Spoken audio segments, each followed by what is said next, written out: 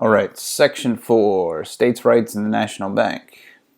The main idea: Andrew Jackson confronted two important issues during his presidency: states' rights and the national bank. Now, why does this matter now? The conflict between states' rights and federal government control continues to flare up in such areas such as education, commerce, and law enforcement. All right, a tariff rises. The states' rights issue. When the War of 1812 ended, British manufacturers wanted to destroy their American competitors by flooding the U.S. market with inexpensive goods. In response, Congress in 1816 passed a tariff to protect infant American industries. And the tariff was increased in 1824 and again in 1828. And if you remember, a tariff is basically a tax on goods coming from a different country, imported goods.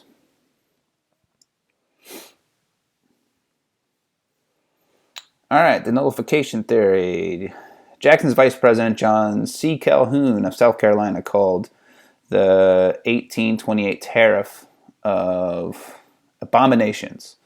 So he called the 1828 tariff the tariff of abominations. It is a disgusting and lonesome tariff. As an agricultural region dependent on cotton, the South, which was the South, had to compete in the world market, and the high tariff on manufacturing goods reduced British exports to the United States and forced the South to buy more expensive northern manufacturing goods. So this is going to mess up their entire economy, the southern economy.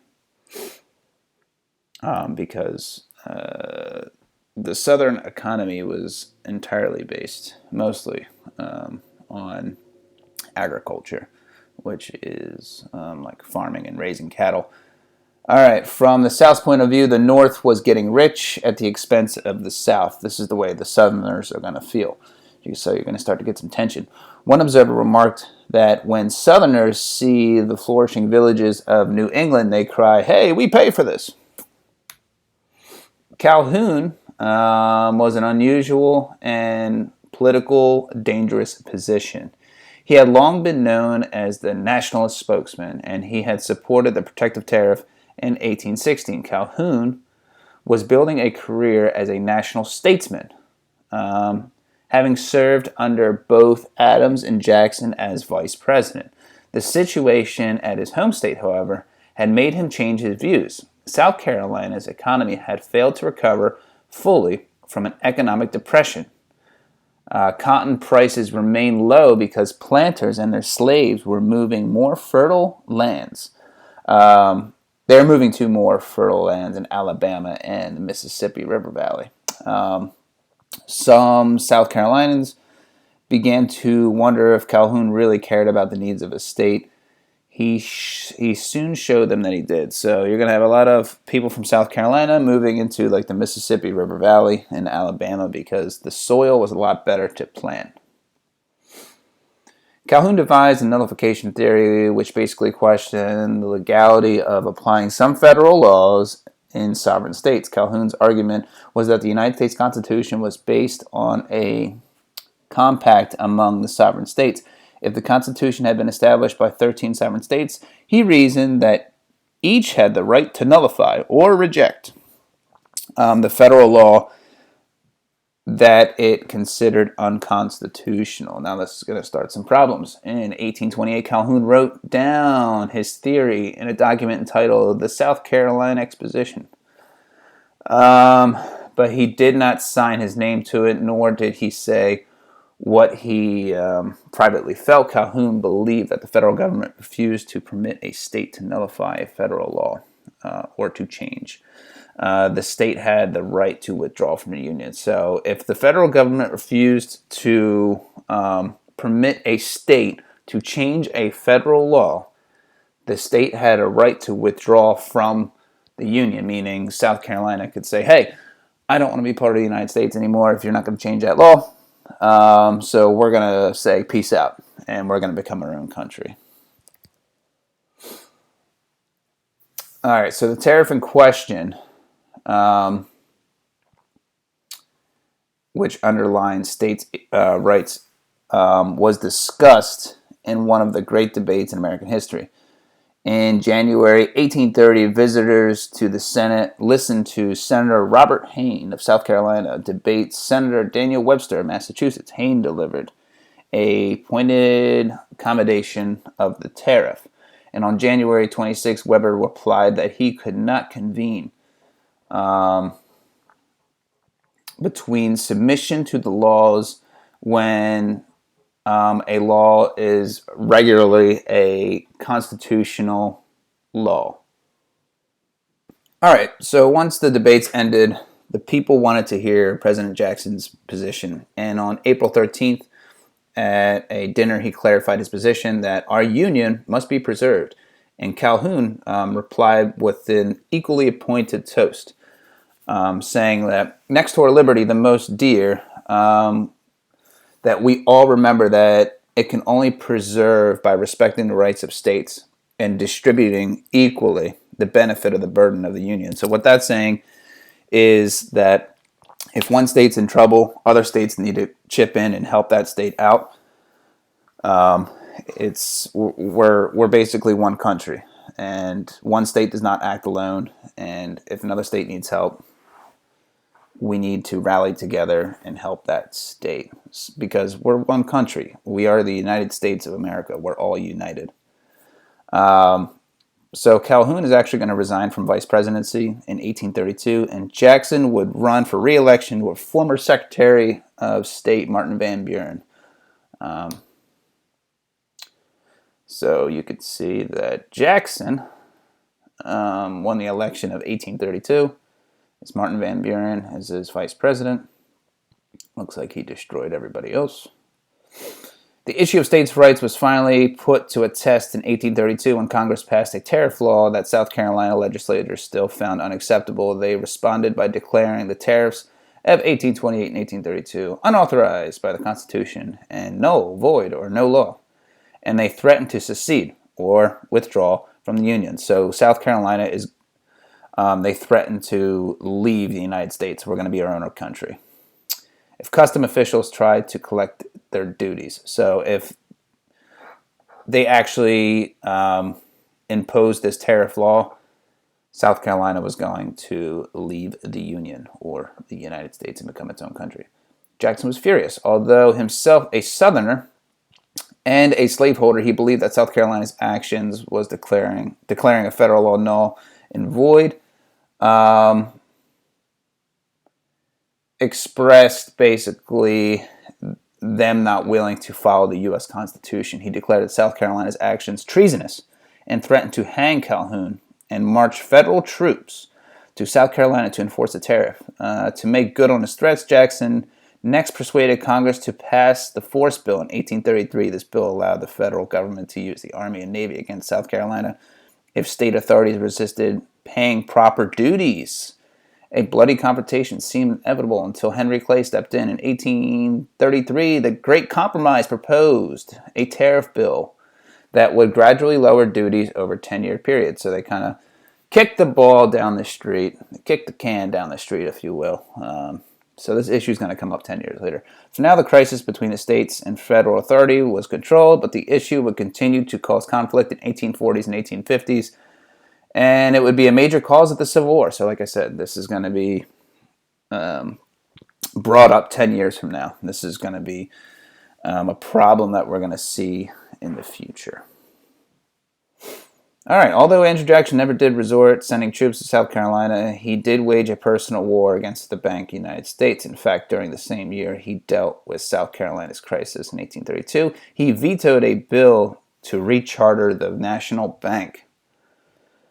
The second bank's 20-year charter was not due to expire until 1836, but Henry Clay and Daniel Webster wanted to introduce the renewal earlier to make it a campaign issue. They thought that Jackson might veto a new charter, and in doing so, lose some of his support in the presidential election. They underestimated, however, both the public's dislike of the Bank of the United States and Jackson's political skills.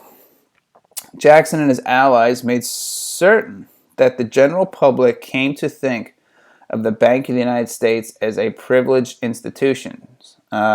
Jacksonians did not have some powerful facts to support their opinions, and since all federal tax revenues were deposited in the Bank of the United States rather than state or private banks, the second bank had an unfair advantage over other banks. Furthermore, the Bank of the United States stockholders, not average American taxpayers, earned interest from these deposits.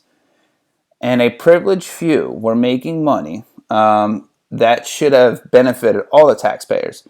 And in addition, the bank's president, he often extended loans to congressmen at a much lower interest rate than the bank would give an average American citizen, that's definitely illegal. All right, so in 1832, Jackson told his running mate, Martin Van Buren, that the Bank of the United States was a monster, or it corrupted our statesmen and wanted to destroy a Republican institution. The bank, Mr. Van Buren, is trying to kill me, but I will kill it. So after Jackson's re-election in 1832, he tried to kill the Bank of the United States before its charter ran out in 1836.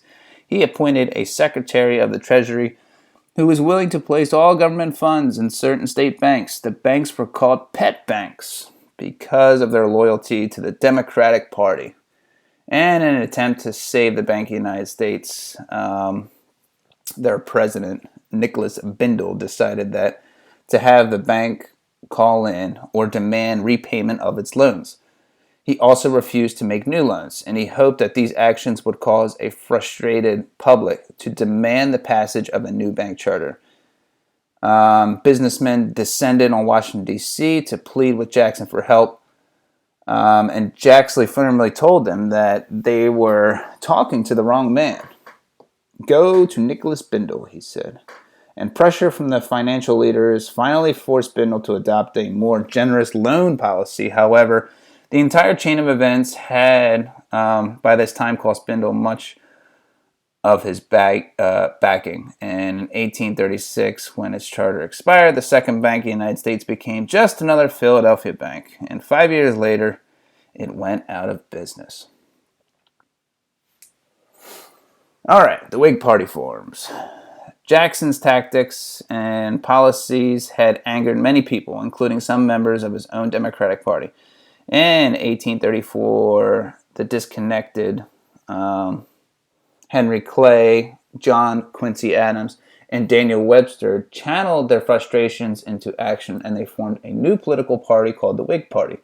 And the Whigs backed the ideals of the American system, which was promoted by Henry Clay. And besides a protective tariff, they wanted to use federal money to construct roads and canals, which boats would go through, to foster the exchange of goods between regions. And the Whigs also backed federal control of the banking system and a national accepted currency. So up until this time, they had no dollar. When Jackson announced that he would not run for a third term, the Democrats chose Vice President Martin Van Buren as their candidate. The newly formed Whig Party, which in 1836 was not able to agree on a single candidate, rather three regional candidates against him. They ran 3 regional candidates against Martin Van Buren. With Jackson's support, Van Buren won the election easily. Along with the presidency, however, Van Buren inherited the dire consequences of the Jackson's Bank War and money policy. So he's going to run into a whole issue of banks. So here's the election of 1836. Martin Van Buren ran against William Harrison, White, Webster, and Magnum. Wow, 4 people he ran against. It must have been a crazy election of 1836. And it looks like Martin Van Buren got 170 electoral votes. That's 58%. All right, many of Jackson's pet banks were federal funds, where federal funds had been deposited were wildcat banks. These banks printed banknotes widely in excess of the gold and silver they had on deposit, and were doomed to fail when many people attempted to redeem their currency for gold or silver. So they were just printing out money with no backing.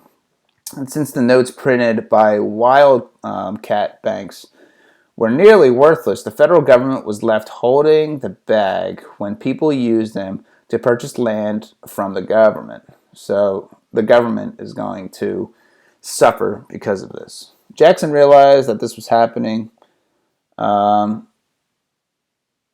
He caused the Treasury Department to issue an order that made only gold and silver acceptable for payment for public land. And the order went into effect in August 15th, 1836, and sent people rushing to the banks to trade in paper currency for gold and silver.